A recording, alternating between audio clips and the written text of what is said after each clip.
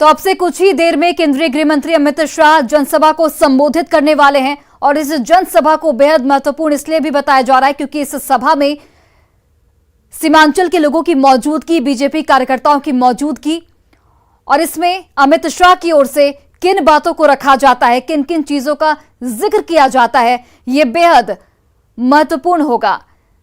तो 2024 का शंखनाद सीमांचल की धरती पर, सीमांचल में राजनीतिक समीकरण को साधने की यहां पर बीजेपी की ओर से कोशिश की गई है और 2024 का आगाज इस धरती से इसलिए क्योंकि सीमांचल में जिस तरीके से राजनीतिक समीकरण अक्सर बदलते रहते हैं, उसे लेकर बीजेपी के लिए ये बहुत बड़ी चुनौती सीमांचल के लोगों को साधना। और हमारे सहयोगी आनंद अमृतराज लगातार हमारे साथ बने हुए हैं। आनंद, और कितना वक्त लगेगा और लोगों का जोश इस वक्त कितना हाई दिख रहा है? और ये भी आपसे जानना चाहेंगे कि जिस तरीके से विपक्ष की ओर से बार बार ये हमले किए जा रहे हैं कि ध्रुवीकरण की राजनीति के तहत अमित शाह का ये दौरा है, उसे लेकर बीजेपी की ओर से क्या कुछ कहा गया है अपने बचाव में? देखिए, बिल्कुल मैं आपको पूरे जो आपने जो भी सवाल किया उसे विस्तार से बताऊंगा, लेकिन उसके पहले मैं आपको तस्वीर दिखा के ये जानकारी देते हैं आपसे कुछ देर के बाद अमित शाह जो केंद्रीय गृह मंत्री हैं यहाँ पर मंच पे पहुंच जाएंगे और जो उनकी पहली सभा है सीमांचल के दौरे की पहली चुनावी सभा है पूर्णिया में, वो शुरू हो जाएगा। लगातार वक्ता है वो अपने बात को बोलते जा रहे हैं और शाहनवाज हुसैन हो, इसके अलावा तारकिशोर प्रसाद, मंगल पांडे, तमाम लोगों ने संबोधन दे दिया है और कुछ देर के बाद यहाँ पे अमित शाह के पहुंचने की संभावना है। आधा घंटे के अंदर मंच पे आपको अमित शाह नजर आएंगे, लेकिन उसके पहले हम आपको तस्वीर दिखा रहे हैं। भाजपा की तरफ से पिछले कई दिनों से लगातार प्रयास किए जा रहे थे कि अमित शाह की रैली को सफल बनाए और उसके लिए उन लोगों ने पूरी ताकत झोंक रखी थी। भले ही भाजपा विरोधियों के टारगेट पे आ गया, निशाने पे आ गया है कि सीमांचल से महागठबंधन ने आरोप लगाया कि सीमांचल से जानबूझकर माहौल खराब करने की कोशिश की जा रही है और अमित शाह की रैली के बाद माहौल खराब हो सकती है। लेकिन भाजपा के नेता इस बात को लेकर पलटवार कर रहे हैं कि सीमांचल चूंकि बॉर्डर का इलाका भी है, यहाँ पे कई समस्या है, तो अमित शाह यहाँ पर इस वजह से भी आ रहे हैं कि वो जमीनी स्थिति को देख सके। बहरहाल जो भी हो, लेकिन इतना तो तय है कि इस रैली को आप चुनावी चश्मे से भी देख सकती हैं क्योंकि 2024 के लोकसभा चुनाव के लिए भाजपा के लिए ये रैली बेहद महत्वपूर्ण है और इस पर सिर्फ बीजेपी की नजर नहीं बल्कि बिहार में तमाम सियासी दलों की निगाहें भी टिकी हुई हैं क्योंकि अमित शाह का संबोधन बेहद महत्वपूर्ण होगा। अमित शाह अपने संबोधन में राष्ट्रवाद, CA/NRC जैसे मुद्दे उठाते या नहीं उठाते हैं, इसके अलावा नीतीश कुमार जो गठबंधन से अलग हुए हैं उन पर क्या बोलते हैं, इस पर तमाम लोगों की निगाह टिकी हुई है क्योंकि ये माना जा रहा है कि आज अमित शाह जो भाषण देंगे वो एक तरीके से भाजपा के लिए लाइन ऑफ एक्शन तय करेगा आने वाले 2024 के लोकसभा चुनाव के लिए। तो ये रैली इस मायने भी महत्वपूर्ण है कि इस रैली के बहाने भाजपा एक संदेश देने की कोशिश करेगी, न सिर्फ सीमांचल की बल्कि बिहार के वोटरों को ये मैसेज देने की कोशिश करेगी कि वो आने वाले समय में 2024 के लोकसभा चुनाव में उसके लिए एजेंडा क्या रहेगा, उसका रोड ऑफ एक्शन क्या रहेगा। तो ये रैली इस मायने में भी बेहद महत्वपूर्ण है और ये इसी वजह से मैंने आपको बताया कि इस रैली को सफल बनाने के लिए भाजपा के तमाम नेताओं ने न सिर्फ सीमांचल में डेरा डाल रखा था बल्कि अपनी पूरी ताकत झोंक दी थी और उन्हें भी पता है कि इस रैली के सफलता दोनों में उनके आने वाले 2024 का जो टारगेट उन्होंने फिक्स किया है 35+ वो सच सकता है। बहरहाल भाजपा की ये कोशिश है कि इस रैली के बहाने एक बड़ा मैसेज देने की तैयारी में है और वो देने की कोशिश भी करेगा। लेकिन बिल्कुल मैंने जो आपको बताया, जो आपने सवाल पूछा था कि विरोधियों ने इस रैली के पहले ही हमला तेज कर दिया था और लालू यादव हो, तेजस्वी यादव हो, नीतीश कुमार हो, ललन सिंह को, तमाम लोगों ने कहा कि इस रैली के माध्यम से माहौल खराब करने की कोशिश की जाएगी क्योंकि भाजपा की कोशिश होती है कि वो सांप्रदायिकता को बढ़ावा दे। वही भाजपा ने भी इस पर पलटवार किया और उन्होंने कहा कि हम तुष्टीकरण की राजनीति नहीं करते हैं। संजय जायसवाल ने कहा था कि 1947 के बाद जो भी भारत का नागरिक है वो हमारे लिए एक समान महत्व रखते हैं, चाहे वो हिंदू या मुसलमान। भाजपा को भी पता है कि इस इलाके में, सीमांचल के इलाके में जो 4 लोकसभा सीट आता है उस पर फिलहाल अररिया पे तो भाजपा का कब्जा है, लेकिन सीमांचल के इलाका भाजपा के लिए कमजोर कड़ी माना जाता है। तो भाजपा की कोशिश है कि अमित शाह की रैली के बहाने महागठबंधन का जो मजबूत गढ़ है उसमें सेंध लगाई जाए और महागठबंधन भी इसके बाद ऐलान कर चुका है कि अमित शाह की रैली के बाद वो भी पूर्णिया, कटिहार और किशनगंज में एक बड़ी रैली करेगा और उस रैली का जवाब रैली से देगा। यानी कि आने वाले समय में अगर सीमांचल राजनीति का एक बहुत बड़ा केंद्र बन जाए तो इसमें कोई आश्चर्य की बात नहीं, क्योंकि भाजपा की रैली के बाद महागठबंधन में रैली करने वाला है। तो ये तस्वीर जो हम आपको दिखा रहे हैं, इस वक्त तस्वीर फिर से देखिए कि लोगों में काफी उत्साह है। जो भी यहाँ पे भाजपा समर्थक पहुंचे हैं वो अमित शाह को सुनना चाहते हैं, केंद्रीय गृह मंत्री को सुनना चाहते हैं कि अमित शाह अपने संबोधन में क्या कुछ कहेंगे और कैसे अपने उस कार्यकर्ताओं का उत्साह बढ़ाएंगे। सिर्फ इस रैली पे नहीं बल्कि इस रैली के खत्म होने के बाद जब वो किशनगंज पहुंचेंगे तो वहां पे भी भाजपा के नेताओं कार्यकर्ताओं से अलग अलग मुलाकात करेंगे और जमीनी हकीकत क्या है, भाजपा की जमीनी ताकत क्या है, कमजोरियां क्या है, इस बारे में भी जानेंगे। तो इस रैली के बाद वो बैठक भी बेहद महत्वपूर्ण माना जा रहा है। तो साफ साफ आप समझ सकते हैं कि सीमांचल के रैली से की बात करें तो सीमांचल में कई बड़े मुद्दे हैं, जैसे गोवंश की तस्करी की अगर हम बात कर ले, टेरर फंडिंग की अगर हम बात कर ले, साथ ही पीएफआई का मामला या फिर बांग्लादेशी घुसपैठी का मामला, ऐसे कई मामले हैं जिस पर भाजपा की नजर बनी हुई होगी। ऐसे में जो अमित शाह का संबोधन है, क्या इस संबोधन में इन चीजों का जिक्र खुले तौर पर अमित शाह की ओर से किया जाएगा?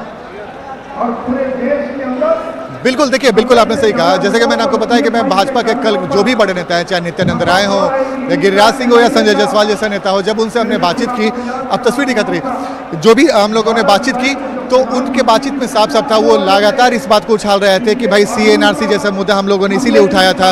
यहाँ पे अवैध बांग्लादेशी बड़ी संख्या में है, जो रोहिंग्या मुस्लिम हैं वो भी यहाँ पर आए गए हुए हैं, जो स्थानीय लोगों का हकमारी कर रहे हैं। तो आप समझ सकती हैं ये एजेंडा आज उठने की पूरी संभावना है।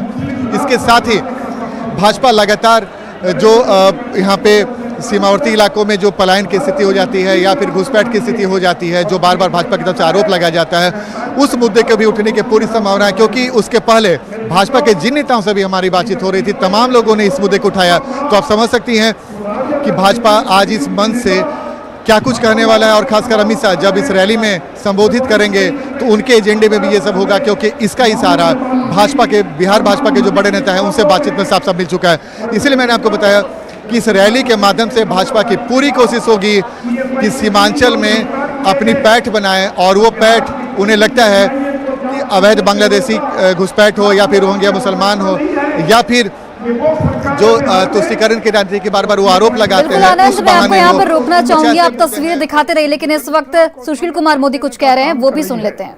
और आज के इस मंच से मैं मांग करता हूं, वो समय आ गया है कि भारत की सरकार PFI पर जल्द से जल्द प्रतिबंध लगाने का काम करे, उसको बैन करने का काम करे। मेरे मित्रों, ये पूरा जो सीमांचल का इलाका है, इसके अंदर पिछले 50 साल के अंदर हिंदुओं की जनसंख्या लगातार कम होती चली गई और एक वर्ग विशेष की जनसंख्या में भारी वृद्धि हुई है। पूर्णिया, जो पुराना पूर्णिया जिला है, उस पूर्णिया जिले में 1951 में जहां मुस्लिम आबादी का प्रतिशत 30% था, वो 2011 में बढ़कर 45% हो गया, 15% की वृद्धि हो गई। आखिर इतने लोग कहां से आए? ये बच्चा पैदा करने से इतने लोग नहीं हो सकते हैं। पूरे देश में मुस्लिम आबादी की वृद्धि दर 4.5% है, लेकिन पूर्णिया, पुराना पूर्णिया जिला में 15% जनसंख्या वृद्धि की दर है। कटिहार जिला में लगभग 10% जनसंख्या वृद्धि की दर है।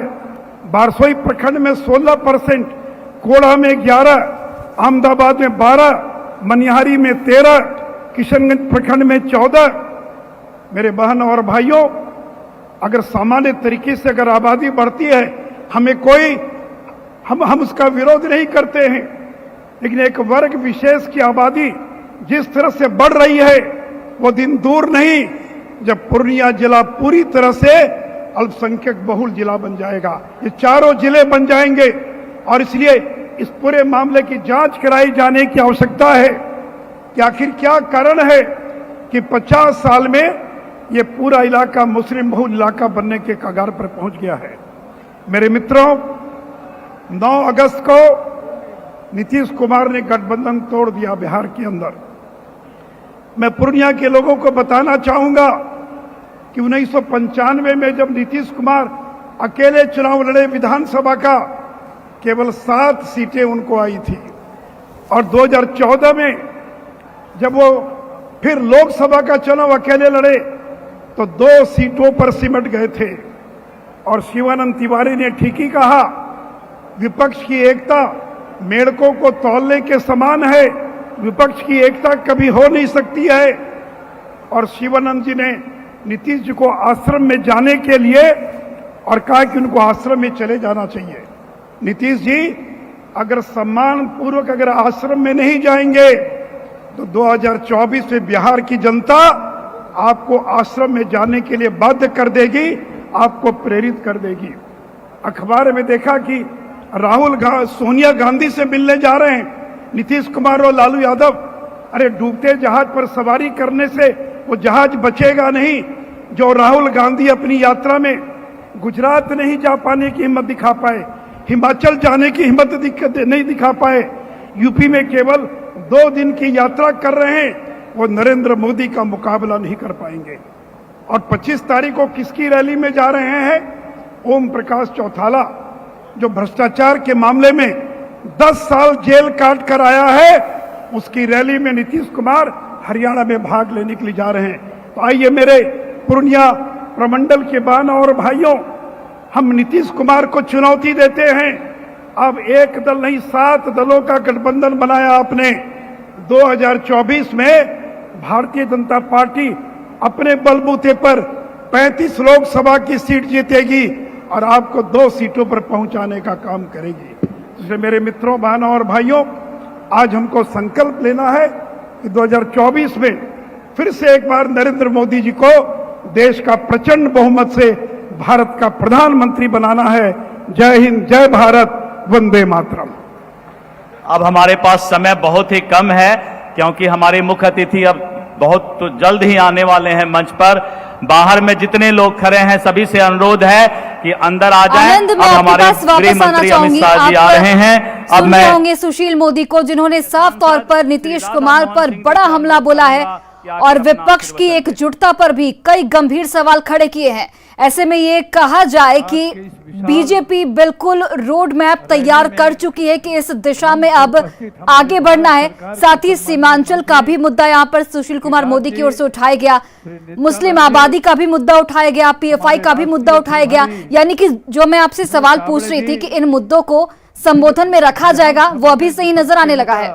विजय जी, पूर्व मुख्यमंत्री सुशील जी, तारकिशोर जी, रेणु जी, हमारे क्षेत्रीय संगठन मंत्री नागेंद्र जी, भारत आनंद, आप तक मेरी आवाज पहुंच पा रही है? जी, शाहनवाज जी, रूढ़ी जी, रामकृपाल जी, पूर्व अध्यक्ष गोपाल जी, नंदकिशोर जी। तो आनंद से हमारा संपर्क टूट गया है, फिर से जुड़ने की कोशिश करेंगे, लेकिन आप जरा सुशील कुमार मोदी के जो संबोधन है उसको समझने की कोशिश कीजिए, जिसमें सुशील कुमार मोदी ने विपक्ष की एकजुटता पर भी कई गंभीर सवाल खड़े किए। उन्होंने ये भी बोला कि ओम प्रकाश चौटाला के जनसभा में जाने वाले हैं, जो कि 10 साल भ्रष्टाचार के मुद्दे पर जेल में रह चुके हैं। नीतीश कुमार पर यहाँ पर खुले तौर पर सुशील कुमार मोदी की ओर से हमला बोला गया कि जिस तरीके से नीतीश कुमार ने एनडीए को छोड़कर महागठबंधन के साथ जाकर मिल गए, उससे उन्हीं का घाटा हुआ है। और ऐसे में बीजेपी ये पहले भी कहते आई है कि जब से जेडीयू आरजेडी के साथ जाकर मिली है, जेडीयू कहीं ना कहीं अब धाराशायी होती हुई नजर आ रही है। और इन्हीं सब बातों को अपने संबोधन में सुशील कुमार मोदी ने साफ तौर पर रखा। प्रजातंत्र के लिए बहुत खतरा है। देश में भाजपा छोड़कर सभी राजनीतिक पार्टियां परिवार की पार्टी बन गई है और देश के लोकतंत्र को मजबूत करने के बदले अपने परिवार को मजबूत करने में लगे हैं। दिन भर नारे देश के लिए लगाते हैं और रात होते अपने परिवार को मजबूत बनाने में लगते हैं। हरियाणा में लोक दल परिवार की पार्टी है तो पंजाब में अकाली दल परिवार की पार्टी है, उत्तर प्रदेश में समाजवादी पार्टी, बंगाल में टीएमसी, आंध्र में टीडीपी,